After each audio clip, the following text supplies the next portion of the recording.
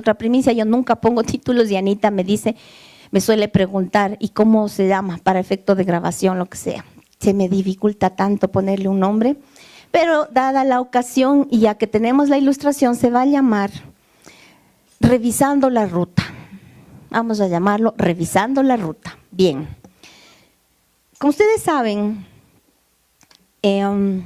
cada uno tiene, cada miembro del cuerpo de Cristo fluye en una unción especial, tiene un diseño especial y con un objetivo especial. Mi diseño no es novedad para ustedes, es ser maestro. ¿Y qué hace un maestro? Un maestro interpreta, explica la palabra, pone pies a la palabra, le encamina, le encarrila, analiza y comparte a efecto de que todo el pueblo pueda tener el mismo entendimiento, todo el pueblo pueda percibir lo mismo. ¿En qué se diferenciaría con un profeta? Que el profeta, digamos, por ponerlos en palabras comunes, tiene chispazos. En cambio, el maestro no es que no tenga unción o no deba tener presencia, simplemente se toma más el tiempo para llevarnos a todos, para sumergirnos a todos en esos chispazos. Bien, en ese sumergirnos en esos chispazos, el Padre me dio un tema que es recordar, verificar si estamos en la ruta adecuada. Y a modo ejemplificativo de cómo se lo hace, para que vean cómo fluye un maestro o qué se espera del maestro. Estaba revisando, le digo, bueno, Padre, dame la escritura, porque no me voy a poner a hablar de mis consejos o de mis experiencias. Y les pido, por favor, me acompañen a Mateo 16, solo para ejemplificar lo que el Padre me habló. Dice, ustedes vean en Marcos 16, que es el último capítulo del Evangelio. Marcos, sí, que vamos a ver Marcos ahora, es el último capítulo. Ubiquémonos por favor en Marcos 16, 14. Es cuando ya el Señor Jesús resucitó y nos dice, les voy a leer la versión contemporánea. Finalmente se apareció a los 11 mismos, se refiere a los apóstoles, mientras ellos estaban sentados a la mesa y les reprochó su incredulidad y obstinación, porque no habían creído a los que lo habían visto resucitado. Y les dijo, vayan por todo el mundo y prediquen el evangelio a toda criatura. ¿A quién dicen que se predique? ¿A quién dijo el Señor Jesús que se predique? A toda criatura. Regresen unas páginas, vamos al capítulo 28 de Mateo.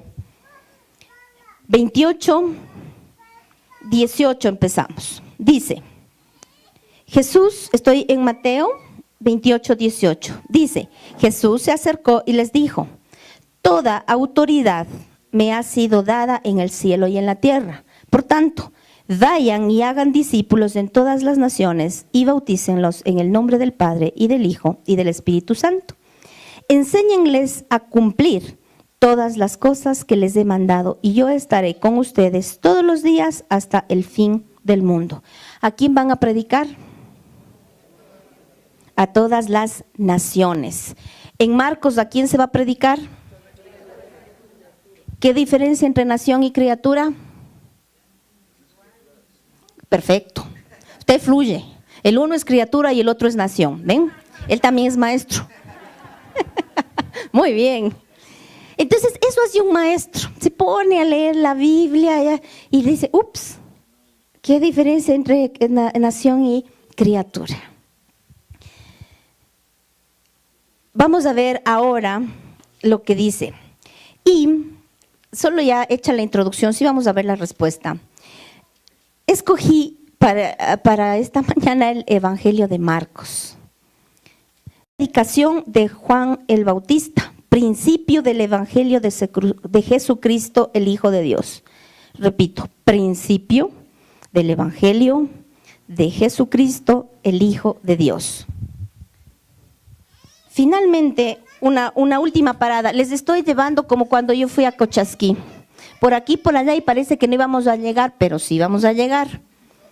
Parece que no tiene nada en común, pero sí tiene. Parece que no hay sentido, sí tiene.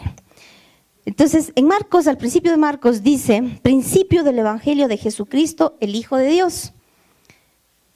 Vámonos ahora unas páginas antes, unas páginas después a la carta de Hebreos, Hebreos 16, parte final. No, Hebreos, Hechos, estoy mal, Hechos 16, parte final. ¿Saben por qué me pasa esto? Porque estoy con los lentes, estoy tratando de ajustarme a los lentes, estoy con los lentes de la distancia. Entonces, cuando usted me ve que muevo las hojas, no veo nada. Literal, no veo nada. Entonces, todo es tiniebla. Entonces, paso hojas, pero no veo. Entonces, vámonos a Hechos 16. Hechos, por favor, me confundí, disculpe. Es que estaba tratando de concentrarme, tratando de ver lo que no veo, porque tengo que bajar los lentes. Dice Hechos 28, última parte, a la 30. Ahora sí, después, así iba yo a Cochasquí. Derecha, izquierda, siga, por donde retire. Créanme, así iba a Cochasquí. Y así tal cual. ¿Verdad, Pati? Así vamos a Cochasquí, ¿no? Y era obediente, me seguía, pero llegamos. Dice Hechos 28, 30.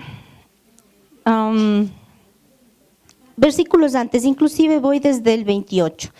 Estamos ya terminando en este punto esta carta, y el apóstol Pablo, para cerrarla, después de haber hecho toda la explicación de las obras de la iglesia, que son las obras del Espíritu Santo a través de la iglesia, y que en realidad es una continuación del Evangelio de Lucas, dice: por tanto deben saber que a los no judíos se les envía esta salvación de Dios, y ellos sí oirán. Al oír esto, los judíos se fueron luego de discutir largamente entre ellos. 30. Pablo permaneció 2 años enteros en una casa alquilada, y ahí recibía a todos los que iban a verlo. Y sin ningún temor ni impedimento les predicaba acerca del reino de Dios y les enseñaba acerca del Señor Jesucristo. Vamos a empatar todo lo que hemos visto. Empezamos diciendo en el Evangelio de en el Evangelio de Marcos, dice que la gran comisión es ir predicar a todas las criaturas. Inclusive añade y dice que se les bautice en el nombre del Padre, del Hijo y del Espíritu Santo.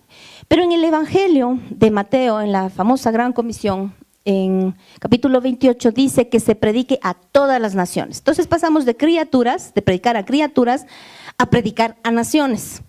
Y si usted ve, miramos en el principio del Evangelio de Marcos, que dice, este es el principio del Evangelio de Jesucristo.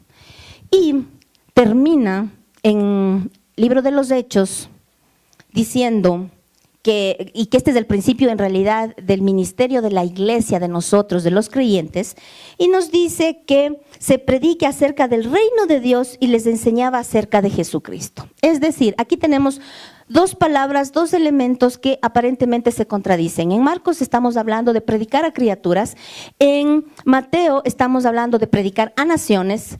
En el Evangelio de Marcos se inicia diciendo que es el principio del Evangelio de Jesucristo.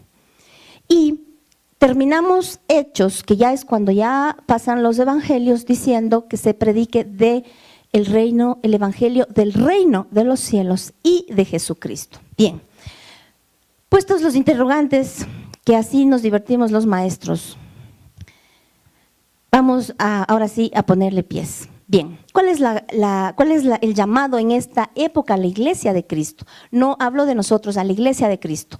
El Señor nos habló muy claramente al inicio de año y nos dijo que es el tiempo de la generación de Josué.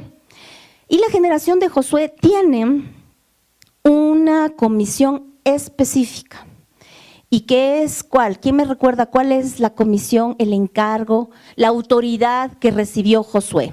Hablo de la iglesia de Cristo. ¿Cuál es?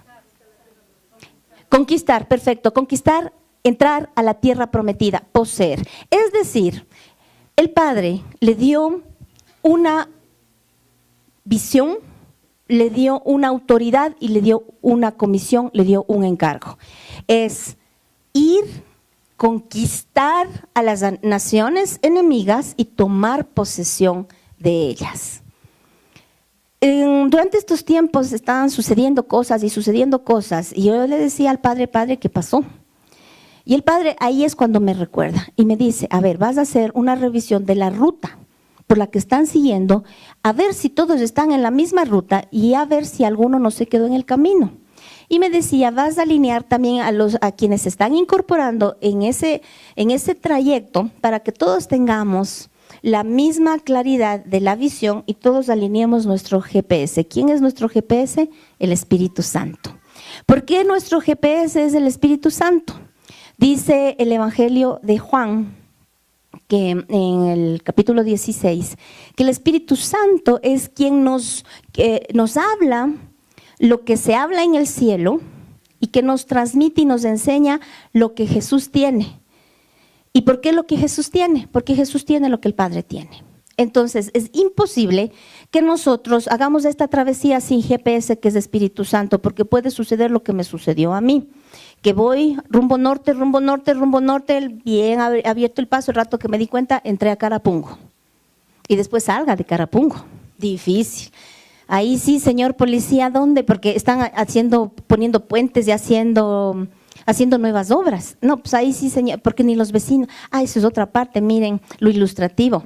Usted pregunta a la gente no vive ahí o transita, no tiene idea. Creo que les falta lugar natal. Y el Espíritu Santo me recuerda que así es con muchos creyentes. No tienen idea dónde están.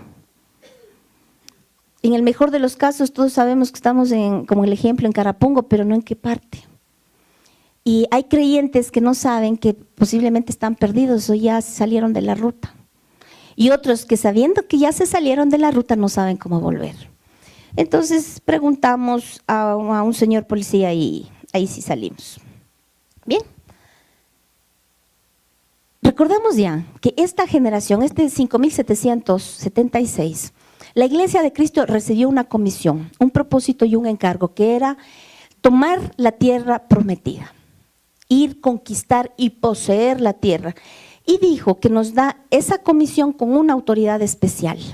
Y esa autoridad es que venceremos a todos los enemigos, que ninguno nos podrá hacer frente. ¿Cuál sería el peligro? Que nosotros, cuando perdemos la autoridad, cuando nosotros nos apartamos de la comisión. Si ustedes se fijan en lo que leímos, dice que el Señor ha dado autoridad, dice, toda autoridad me es dada. Quiero ahora desarrollar un poquito más el tema. Tenemos presente cuál es la comisión, ir y conquistar. Hay que ir a hacer guerra. Yo les pregunto a ustedes, ¿han estado en guerra? ¿Han tenido dificultades? No es novedad. De pronto estuvimos perdidos en Carapungo dando vueltas. No sabíamos que nuestra comisión es ir a batallar con los enemigos para conquistar. Bajamos los brazos, nos olvidamos y no guerreamos, no usamos la autoridad que el Padre nos da. Y tenemos una complicación adicional, que según dice Romanos, toda autoridad es dada por Dios. Si ustedes se fijan, Romanos 13 dice que toda autoridad es dada por Dios. La Biblia entera dice que toda autoridad es dada por Dios, pero no le da indiscriminadamente. La autoridad es un encargo, una delegación que nos da el Padre con un fin específico, con una comisión. Nada más, solo para esa comisión, para nada más.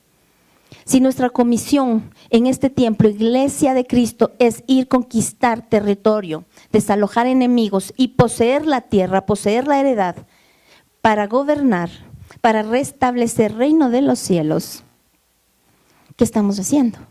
¿Estamos usando esa autoridad?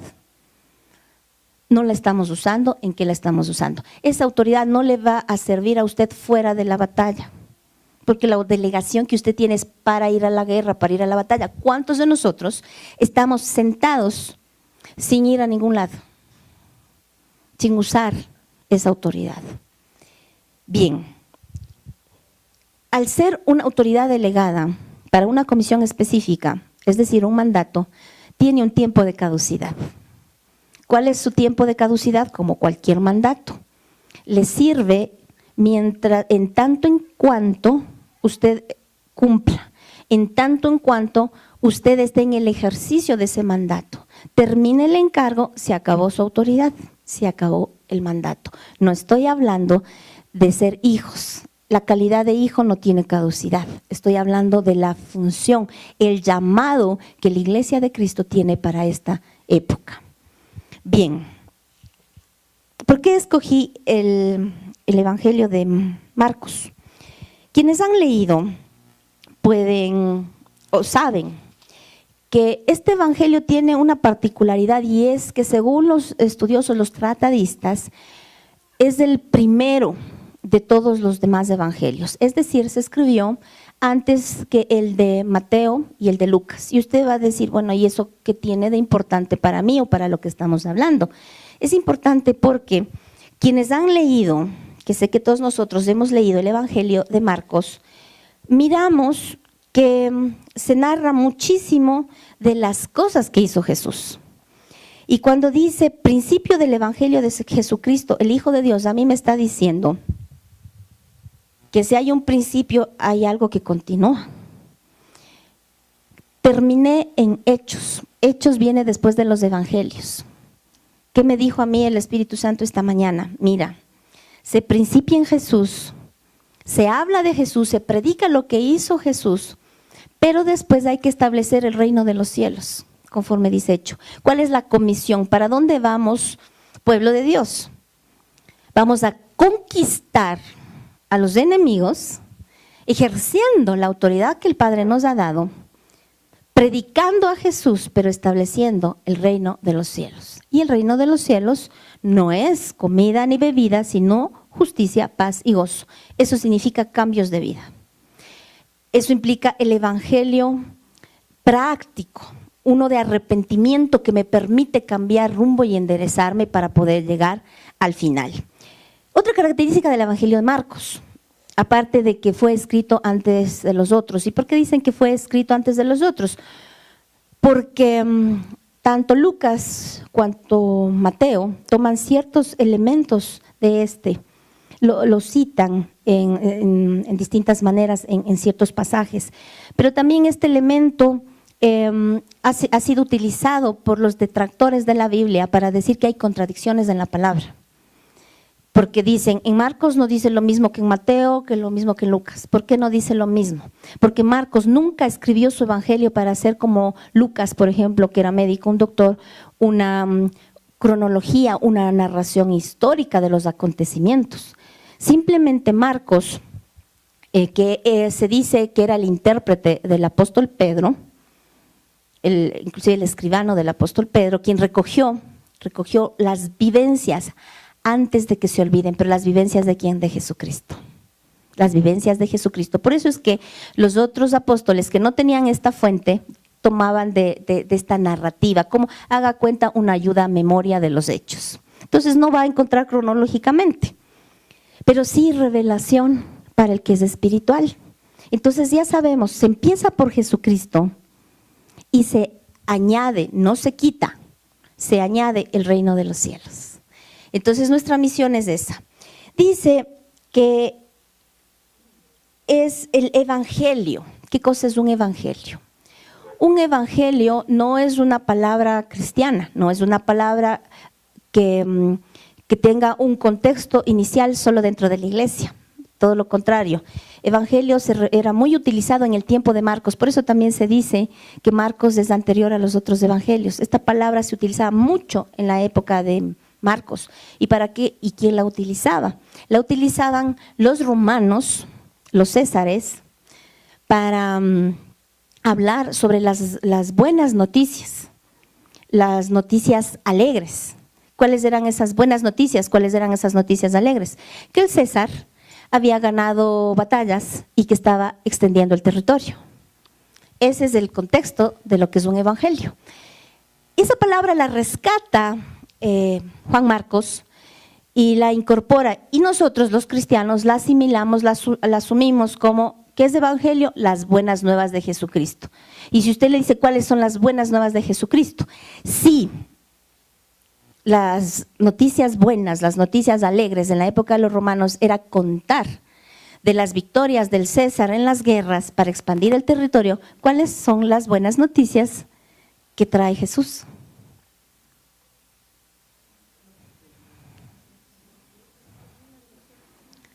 qué lindo que el reino de los cielos se acercó y nos quedamos en y.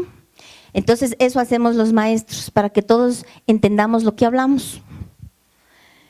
Correcto lo que ustedes dicen, que el reino de los cielos se ha acercado, pero ¿cuáles eran las buenas nuevas? Las buenas nuevas es lo que dice Isaías, que en este caso el enviado, el ungido de Dios está con nosotros. Dice, el reino de los cielos se ha acercado para anunciar las buenas nuevas. Y no solo eso, sino que habla más allá y ya lo vamos a mirar.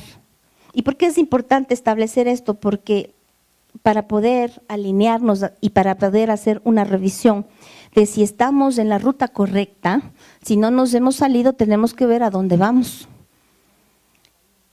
Sí, Isaías 61, pero quiero hablar de cuáles eran las buenas nuevas. Si ustedes leen el mismo Evangelio de Marcos, dice que el Señor Jesús les da una comisión a sus apóstoles. Estamos hablando en el capítulo 4, que ya les voy a leer. Antes de eso quiero leerles Isaías 52:7. Si usted tiene su Biblia, por favor vamos a Isaías 52:7. Dice, cuán hermosos son sobre los montes los pies del que trae alegres nuevas, del que anuncia la paz, del que trae nuevas del bien, del que predica salvación, del que dice a Sión, tu Dios reina. ¿Cuáles son las noticias alegres? ¿Cuáles son las buenas nuevas?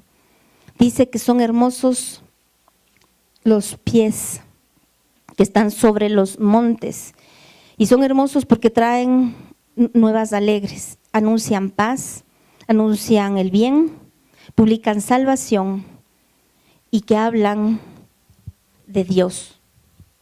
¿Desde dónde? Desde el monte de Sión. A mí esto me dice muchísimo. Miren, si hablamos proféticamente, vamos a Marcos 7, versículo 7. Dice, Jesús llamó a los 12 y comenzó a enviarlos de dos en dos. Les dio autoridad sobre los espíritus impuros y les mandó que no llevaran nada para el camino. Aparte de un bastón, no debían llevar mochila, ni pan, ni dinero en el cinto. También podían llevar sandalias, pero no 2 mudas de ropa. Y usted me va a decir, ay, qué lindo. Ahora tradúzcanme, ¿verdad? Porque él dice, bueno, pues ahí llevará un bastón, ahora no necesito bastón, necesitaré el GPS, ¿verdad? No. Este es lenguaje profético que tiene que ver exactamente con Isaías 52. Miren, en el capítulo 6, que por lógica no debería estar en el 6, sino un poco antes. Por eso les decía, no es cronológico, sino simplemente rescata los hechos. Si usted quiere saber qué es importante para estos efectos de comisión, para el creyente, para efectos de comisión, de qué se le manda hacer, vaya a Marcos. ¿Qué hizo Jesús? Dice que Jesús separa a los 12 apóstoles y los manda de dos en dos. ¿Y les da qué? Autoridad. ¿Para qué? Para reprender espíritus inmundos, espíritus impuros. Y les da una recomendación y les dice que no lleven nada más que un bastón. Dígame usted, ¿para qué querría un bastón? No eran ancianos. Para darles ahí, para defenderse en el camino ahí. Puede ser, de hecho puede ser, pero un bastón, ¿quién más tenía un bastón en la Biblia? ¿Qué tenía Moisés? Un cayado, un bastón. ¿Qué significa el cayado de Moisés? Autoridad. Entonces lo que le está diciendo, ¿sabe qué? Es, ándate con mi autoridad. Número 1, usted no puede salir si no tiene autoridad. Iglesia de Cristo en las Naciones tiene autoridad para ir a conquistar. Es decir, no nos vamos a quedar llorando por las cosas que nos están pasando, sino a ver qué enemigo se levantó y qué vamos a hacer. Estamos en plena guerra, tenemos que ir a conquistar. Con ese bastón. Luego dice, no deben llevar mochila, ni pan, ni dinero en el cinto.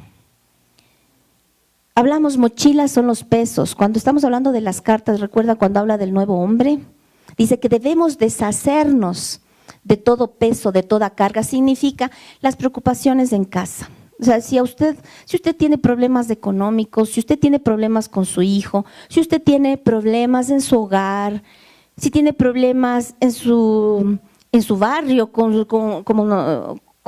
suele suceder, 2, 3 cosas a la vez. Dice, esas preocupaciones déjelas. Inclusive usted no se puede ir a la guerra con pecado, porque eso también es mochila.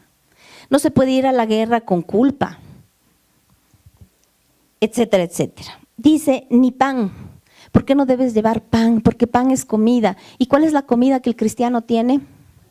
La palabra de Dios, esta Biblia. Y la palabra tiene que ser diaria y tiene que ser revelada. Y ahí vamos a otro elemento. La diferencia entre la palabra revelada y la palabra simplemente leída, lo que llamamos rema y logos, rema revelado y logos lo que está escrito. No es que ninguna de las dos sea descalificada, es que la rema es el pan fresco, es el elemento que usted necesita para su dieta. Por eso no es suficiente que usted ya sepa la Biblia, que sepa los versículos y los recite. Necesita leerla diariamente para que en ese leerla diariamente coma lo que la dieta diaria que requiere usted reciba, el cuerpo espiritual suyo. No puede hacerlo de otra manera. Y ya le voy a decir por qué.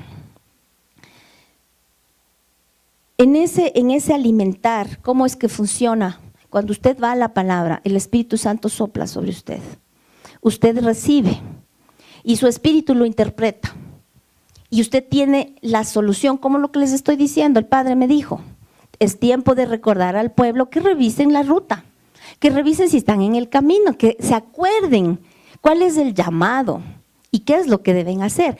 Es el tiempo de que quienes se unieron en el camino empiecen a alinearse y tomar los mismos elementos, la misma visión y el mismo propósito. Luego nos dice que no debemos tampoco llevar dinero en el cinto. Nadie puede servir a 2 amos. Porque la provisión me da el Padre. Si yo estoy comisionado, tenga por certeza, tenga por cierto, hablo al pueblo de Dios, a quien ha venido con una preocupación, con una perturbación por su trabajo, por su hijo, por su colegio, por la situación económica.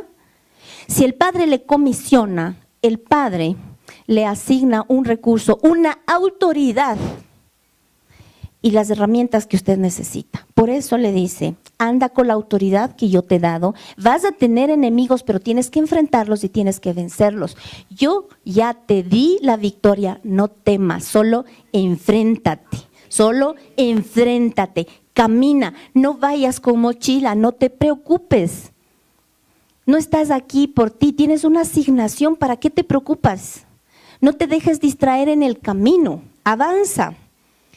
No lleves dinero, en el sentido no que el Padre le va a dejar sin un centavo, sino que no te preocupes, porque el dinero te va a preocupar en el sentido de, si tienes mucho vas a estar guardando, ¿verdad? Cuidado me roben, si tienes poco vas a estar pensando, ¿y de dónde saco? No puedes servir a 2 amos a la vez, el Padre te va a dar la provisión.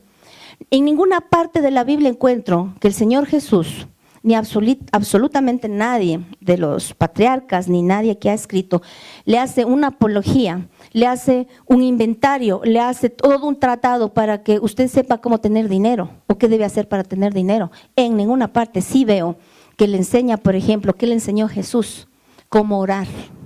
Usted sí necesita orar para saber cómo obtener su pan. Y en esto yo descanso, que siempre lo repito.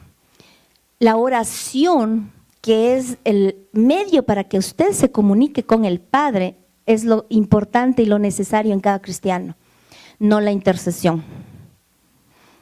Y ahí me van a saltar y me dicen, ¿y qué pasó con la intercesión?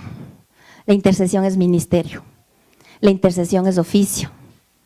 Entonces, si hay intercesores, obviamente ejerza su oficio. Mi oficio no es la intercesión, no significa que no voy a orar para interceder. Mi oficio es ser maestra. Mi oficio es leer, comer palabra, entenderla, ponerla de tal manera que pueda ser accesible para todo aquel que la escucha, que la pueda incorporar, que la pueda usar, que pueda recibir para alinearse en este caso, que pueda recibir instrucción. Entonces, ¿Qué encuentro yo en la Biblia? En la Biblia no me dice cómo echar demonios. Usted ve, les asigna, les dice salgan de dos en dos, no lleven dinero, no lleven mochila, tengan el bastón, caminen y ya vamos a ver qué más. Pero no les dice, a ver, folleto para liberar demonios. Regla número 1, consígase un endemoniado. No empiece con 10 porque le hacen ver estrellas. No vea uno muy difícil, no se consiga un espíritu mudo, porque ellos no hablan y es más difícil. No, en ninguna parte le da un manual de cómo liberar. En ninguna parte usted encuentra el manual de cómo hacer milagros. Sí encuentra en la Biblia cómo hablar con su Padre. Le dice, y cuando estés, vas a tu aposento, cierras la puerta y en la soledad le vas a decir, Padre nuestro que estás en los cielos, santificado sea tu nombre. Venga tu reino, hágase tu voluntad o la mía. La de él. Y no hay un I-O. Aclaro, hágase tu voluntad.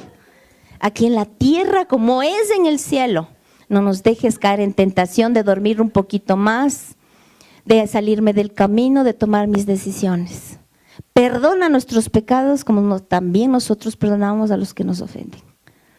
Entonces, prerequisito perdonar, no se vaya a la guerra si no perdona. Eso es mochila. Bien. También dice que podían llevar sandalias, pero no 2 mudas de ropa. ¿Qué dice sandalias? Volvemos a Isaías 52:7, que nos dice, cuán hermosos son sobre los montes los pies del que trae alegres nuevas. Los pies del que trae. Las sandalias, si usted va a Efesios, es el apresto del Evangelio de la Paz. Más claro, dice, tienes que llevar palabra en ti. No lleve en el iPhone, en el iPad, no lleve en el teléfono celular superinteligente, hiperinteligente, porque se le acaba la luz, marchó. Se le fue la señal, marchó. Tiene que llevarla en usted, porque ese es el logos. Con ese logos, con esa palabra escrita en las tablas de su corazón, porque dice el Padre que el parte del nuevo pacto es que escribirá el pacto de él en nuestro corazón y sus mandamientos en nuestra mente. Debemos tenerlos en el corazón y en la mente. ¿Para qué? Para que cuando sea de comer ese pan, para cuando sea de caminar en esa verdad, usted pueda vencer a los enemigos. ¿Dónde me dice usted que debo caminar? Vamos, si quieren, Marcos, Mateo, cualquiera de los evangelios. ¿Recuerdan aquel episodio de que el Señor Jesús les dice a sus discípulos que suban a la barca, que vayan, que crucen? Tenemos 2 episodios de barcas. De hecho, usted va a ver en los evangelios varios episodios de barcas y varios episodios de playas. No veo en ninguno de esos episodios un huracán, una tempestad. Todos han sido en el agua. ¿Qué pasa en la playa? En la playa se da alimento a los 5,000, a los 6,000. ¿Qué me dice eso a mí respecto a la fe? Que hay niveles de fe. En la playa están los que quieren el beneficio, la bendición. Los que no quieren tormenta en su vida. Los que quieren pan, los que quieren peces, están en la playa. Alguien me decía que la playa es un mar de conocimiento, pero sin profundidad. Es muy amplio, usted puede saber mucho, pero no tiene profundidad. La profundidad está en el agua. Luego tenemos otro nivel de fe, y es el que se sube a la barca con Jesús. Y si usted va, por ejemplo, en Marcos mismo, porque me quedé con Marcos, me gustó. Dice, Jesús calma la tempestad. Vamos a Marcos 4:35. Dice, ese mismo día al caer la noche, fíjense, al caer la noche, las cosas pasan de noche. Jesús les dijo a sus discípulos, pasemos al otro lado. Despidió a la multitud y partieron con él en la barca donde estaba. También otras barcas lo acompañaron. Pero se levantó una gran tempestad con vientos y de tal manera las olas azotaban la barca que ésta estaba por inundarse. Jesús estaba en la popa y dormía sobre una almohada. Lo despertaron y le dijeron: Maestro, ¿acaso no te importa que estamos por naufragar? Jesús se levantó y reprendió al viento y dijo a las aguas: Silencio, a callar. Y el viento se calmó y todo quedó en completa calma. A sus discípulos les dijo: ¿por qué tienen tanto miedo? ¿Cómo es que no tienen fe? Ellos estaban muy asustados y se decían unos a otros: ¿quién es este que hasta el viento y las aguas le obedecen? Traducción: me están amenazando con que pierdo el trabajo. Me están diciendo que de pronto se pierde el dólar, que no sabemos qué pasa con el presidente, que no sabemos qué pasa con la economía, que el país está endeudado, etcétera, etcétera, etcétera. Que su hijo de pronto no va a la universidad, que su hijo no viene a la iglesia, que se casa, que no se casa, que tiene hijo, que no tiene hijo, que tiene casa, que no tiene casa, que está grande, que está chica, etcétera, etcétera, etcétera. El que tiene necesidad y solo quiere comer y solo quiere bendición, tiene un nivel de fe. Una playa muy grande sin profundidad. Tiene la fe grande, extensa para recibir la bendición, pero no tiene profundidad para ser parte de una bendición que se ejecuta.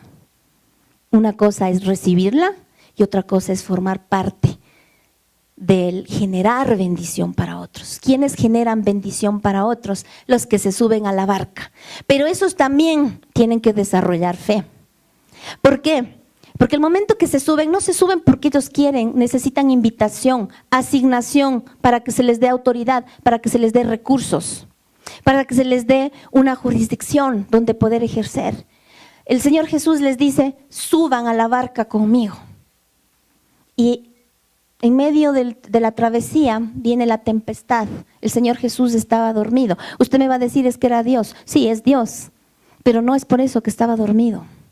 Él sí sabía la asignación que su Padre le dio, sí sabía el tiempo que tenía y sí sabía lo que tenía que hacer. Y lo sabía como hombre a través del Espíritu Santo, siendo Dios. Nosotros tenemos una asignación. ¿Por qué nos sorprende que las tinieblas quieran posarse? ¿Por qué nos sorprende que los enemigos arrecien? ¿Por qué nos sorprende que los vientos estén levantando tempestad? ¿Qué tenemos que hacer? Primero, la seguridad que quien nos invitó a subir a la barca tiene el poder para calmar aguas, para someter aguas, para calmar tempestades, para silenciar vientos. ¿Por qué? Me preocupo.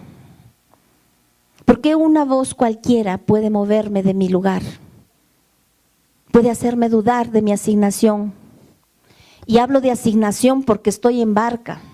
No digo de qué voy a recibir, porque en la playa, que además son los más, es una larga extensión de fe sin profundidad. Y solo es para recibir. Y en la playa usted está con los muchos que también quieren recibir, peleando el beneficio. En la barca son pocos, 4, 5, 7, los que sean. Y si usted se va a otro pasaje de la Biblia, va a encontrar otro capítulo en el agua, donde hay unos discípulos. En esta ocasión el maestro no está con ellos. Ya tenían la asignación, pero el maestro no estaba con ellos. Estos discípulos ya tienen un mayor nivel de fe. Ellos ya decidieron no recibir la bendición, sino ser parte de generar esa bendición para otros. Ellos ya le acompañaban al maestro en lo que nosotros llamamos el ministerio, a ministrar, ¿no?, a la gente, liberación, sanidad, etcétera. Y sucede que hay otra tormenta y otro peligro de perecer. Y en esta otra tormenta Jesús no estaba y ellos se ponen nuevamente nerviosos. Y Jesús a lo lejos viene caminando sobre las aguas, otra vez aguas. ¿Sí se dan cuenta? Aguas, estamos hablando aguas de palabras, o palabras de vida o palabras para muerte, aguas. Y se acerca a Jesús sobre las aguas y el Señor le dice: baja y ven. Él tiene la fe y las agallas, digo yo, no sé qué tanta fe, francamente. De pronto fue más valor, más emoción, no lo sé. lo que sea que haya tenido, para bajarse y caminar. Sí se hundió. Y usted tiene muchas enseñanzas sobre esto. Yo le voy a decir la que yo tengo. Sí se hundió. Pero caminó 2 o 3 pasos, o 5 los que haya caminado. Pero caminó. Y no se ahogó, no murió. El Padre nunca va a dejar que te hundas. Y no dejes que los que están en la playa, en la barca o donde estén, te digan que te hundiste. Recuerda que caminaste. ¿Cuántos más caminaron? El mensaje es, pueblo de Dios, guerreros del Padre, del Señor, con asignación, con autoridad, con propósito. Bájense de la barca o caminar, aunque sea 1 paso, 2, 3, los que el Padre les permita. No se van a ahogar. Porque no van como los de la playa a ser alimentados, sino a ser parte de la bendición a otros. Y nos dice la palabra que estas nuevas alegres, estas noticias alegres en Isaías 52, se las da sobre los montes. ¿Qué es un monte? Es autoridad. Usted las buenas nuevas no las da desde valle, las da desde arriba, desde el gobierno. Vimos la semana anterior, nosotros somos hijos, estamos sentados en lugares celestiales junto a Jesús, quien está a la diestra del Padre. ¿Y cómo puede usted acceder a las alturas? A través obviamente de Jesucristo, pero es con la alabanza, con la adoración. Y no me refiero solo al canto, porque adoran quienes son hijos, adoran quienes son transformados. Y aquí hay otro elemento más. Y les bendigo porque yo miro, es un pueblo que sabe adorar. Lo demostraron esta mañana. La adoración es natural al Hijo de Dios, al que es espiritual. No necesitan que le enseñe, no necesitan que le dirija. Es como usted al pájaro, al ave, usted no tiene que decirle cómo volar, le sueltan y vuela. El ave si tiene que volar en el aguacero, vuela. Si tiene que volar, no sé, supongo que las que se cruzan el Atlántico durante la noche, durante el día, en automático, no automático. Vuelan. No reciben cursos. El Padre les diseñó. ¿Por qué hablo de diseño y no adaptación? Es diseño porque donde hay un diseño, donde hay una estructura, un orden, hay quien ordenó, quien diseñó. Y hablo de quién, no qué. Ese quién es Dios. Si el Padre nos ha dado una asignación, un propósito, una autoridad, tiene que salirnos naturalmente obedecer, naturalmente adorar. Y en esa adoración recibimos la revelación, el pan para poder caminar y anunciar esas buenas nuevas, esas noticias alegres. Y si usted ve en Isaías, que decíamos, Isaías 60, libertad, anunciar libertad a los cautivos, vista a los ciegos, que los sordos oigan, que el cojo camine, etcétera, etcétera. Empatado todo esto, cerramos ahora sí con el mensaje. La generación que se ha levantado ahora, que está operando, es la de Josué. Josué tiene una asignación, una autoridad temporal. Pasó la ola. Este es el tiempo mientras usted y yo estamos aquí. Ir a vencer a los enemigos, ir a tomar gobierno, ir a mantener el territorio. Su territorio es su casa, es su trabajo, es su ciudad, es su familia. Debemos mantener cielos abiertos en esta ciudad. Es nuestra obligación conectarnos en el Espíritu y el Padre añadirá todo lo que necesitemos. Recursos, casa, hermanos, familia, trabajo, todo lo que necesitemos. Porque viene con la asignación la bendición. Y usted está en la barca para bendecir, para ser parte de los que bendicen. Vamos a Josué 24. ¿Cuál es el peligro de que nos salgamos de la carretera?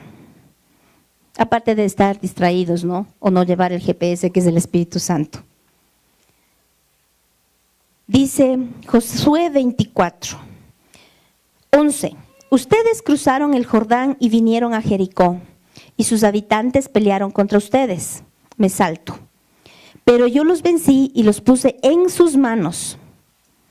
Antes que ustedes llegaran, envié tábanos y los 2 reyes de los amorreos huyeron a toda prisa, sin que yo usara tu espada ni tu arco. Yo les he dado a ustedes tierras que no trabajaron, ciudades que no edificaron y hasta comen de las viñas y olivares que no plantaron. 14. Por todo esto, respeten y honren al Señor. Sírvale con integridad y de todo corazón. Echen fuera los dioses que sus padres adoraron en el otro lado del río y en Egipto, y que aún están entre ustedes, y en su lugar sirvan al Señor. Usted me va a decir, cosa hecha, checklist, listo. Ya no tengo santos, no tengo vírgenes, hecho. Se equivoca, habla de los dioses que adoraban sus padres. En la época que escribió Marcos su evangelio, hablan de que había un profeta, que ya vimos la semana anterior de transición, que fue Juan Bautista, ¿verdad? Juan Bautista se formó en el desierto. ¿Cuál es el desierto? Para todo creyente, quien esté en ese lugar en este momento. Según Oseas, el desierto es donde Dios se le va a revelar. Porque ¿quién puede usar el GPS? ¿Quién puede acceder al Espíritu Santo para que el Espíritu Santo nos cuente lo que el cielo dice? Solo el Hijo de Dios, y que tiene el oído entrenado. ¿Cómo se entrena? Primero, siendo hijo de Dios, recibiendo a Cristo, no siendo criatura, como en el primer evangelio que se escribió para recordar las obras de Jesús, pero que no era una recopilación técnica. Él dijo lo que vio. Hay que ir a predicar al que es criatura, al que no es hijo, porque hijo es el que recibe a Jesús, el que cree en el nombre de Jesús. Hay que ir. Y en ese desierto, en que cada uno, en quien esté pasando, el Espíritu Santo le va a hablar, le va a dar las herramientas, le va a dar la revelación de lo que usted necesita para cumplir esa asignación, y le va a revelar si está en la playa, si está en la barca, si ya se bajó de la barca, o si no está en nada definitivamente. Para recordarle, como ya en el evangelio posterior, en el de Marcos, que es ir a predicar a las naciones de la tierra, a bautizarles en el nombre del Señor, a sumergirles en ese espíritu. Y este desierto, les comento algo más en el que estaba Marcos. No era un desierto como el que nosotros conocemos, planito, pura arena. No, en realidad era una cadena montañosa. A lo largo del Mar Muerto, entre Jerusalén y Judea. Proféticamente, ¿qué le estoy diciendo? Montañas, valles, a lo largo de un Mar Muerto.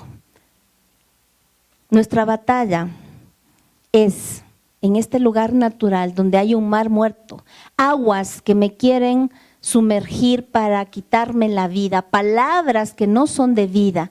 Yo debo moverme en el poder del Espíritu Santo para que esos ríos de agua viva que estén en mí broten y pueda moverme en las aguas vivas para llevar vida a otros, no solo para recibir la bendición, sino para dar bendición a otros a través de mí por Jesucristo y con el Espíritu Santo. Pero ojo, pueblo de Dios, ¿cuál es el enemigo de la asignación a la generación de Josué? Que caiga nuevamente en idolatría, que no haga las cosas por amor, que no sea fiel con Dios, que no lo haga de corazón, que te dejes llevar por lo que conociste. No la Virgen, no el santo. Tu trabajo, ¿por qué no te funcionó el arma que el Padre te dio, las armas? Cuando tu corazón se fue tras los dioses, cuando tú en lugar de confiar en lo que Dios dijo de ti, en la bendición que ya recibiste, sigues pensando, el trabajo, ¿mi Dios es el trabajo? Ya recibí la bendición y paso 24 horas en el trabajo y no tengo mis tiempos con Dios para comer. ¿Mi Dios es el dinero? Tengo que hacer cultos, reuniones para que Dios me dé más dinero. Tengo que hacer pactos para casarme, para tener dinero. Tengo que hacer pactos para que Dios me bendiga. No, eso ya viene por añadidura. ¿En qué parte del camino estamos? ¿En la playa? ¿En la barca? ¿Fuera de la barca caminando sobre el agua? ¿Estamos con el corazón correcto? Con la asignación sí, pero sin el corazón correcto. Estamos amando a Dios. Volvimos a adorar a los otros dioses, llámese trabajo, llámese hijos, llámese preocupación, a un ministerio, como usted le quiera decir. Esos son los otros dioses. ¿Cómo evitamos eso? A través de una vida de adoración, una vida de presencia. Y no nos confundamos que tener como ministerio intercesión es una vida de adoración. Ese es oficio. La adoración es cuando usted tiene sus tiempos con Dios, lo busca y le escucha qué le dice y usted le cuenta lo que le dice. Vamos a orar. Padre, te agradecemos por tu palabra, te agradecemos por tu instrucción. Gracias por el Espíritu Santo que nos habla las cosas que se hablan en el cielo y nos da las cosas que Jesucristo tiene para nosotros. Te bendecimos, Rey, porque tú eres fiel, porque tu pan es fresco, porque tu palabra es oportuna, porque tú estás aquí, porque tú tienes cuidado de nosotros, porque tu protección la podemos mirar, la podemos sentir. Gracias porque esa autoridad que nos has extendido y nos has delegado, Señor, viene con bendición para poder ejecutar, para poder hacer. Ayúdame, Espíritu Santo, a recordar lo que ahora me dijiste, que tiene un tiempo de caducidad esa bendición y es en tanto en cuanto tú hayas abierto ese espacio para conquistar lo que yo tengo que conquistar. Que no sea, Señor, como esas vírgenes imprudentes que dejaron que el aceite se acabe y no lo repusieron. Que no sea, Padre, como aquella generación de incrédulos, duros de cerviz. Que no sea como aquella generación de hijos de la ira, de la oscuridad. Sino que sea, Padre, como los hijos entendidos, adiestrados, peritos arquitectos en tu palabra para edificar tu reino. Gracias te damos, Espíritu Santo, porque tú sellas esta palabra en nuestro espíritu y en nuestra alma.